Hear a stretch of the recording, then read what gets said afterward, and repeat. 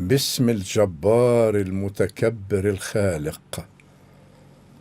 اللهم صل وسلم وبارك على سيدنا محمد وعلى آله وصحبه عدد ما في علم الله، صلاة دائمة بدوام ملك الله.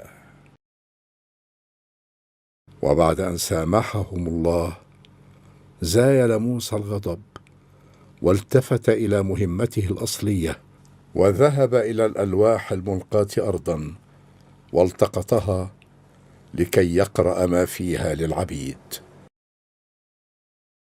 وأمسك موسى بالألواح وقرأ ما فيها على قومه، وأمرهم في البداية أن يأخذوا بأحكامها بقوة وعزم، واستمع الكل إلى الوصايا.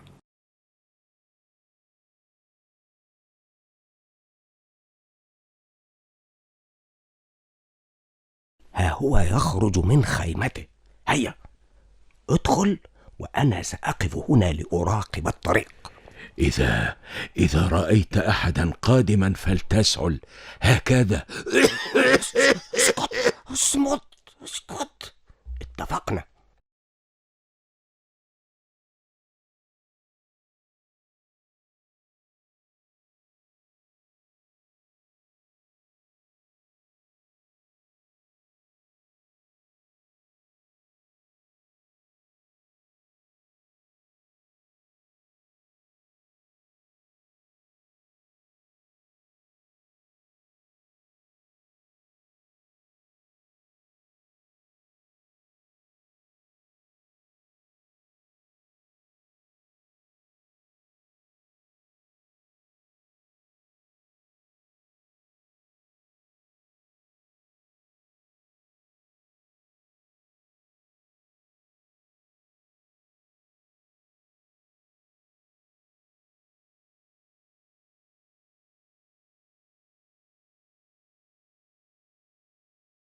هيا فلنذهب بعيدا قبل أن يرانا أحد.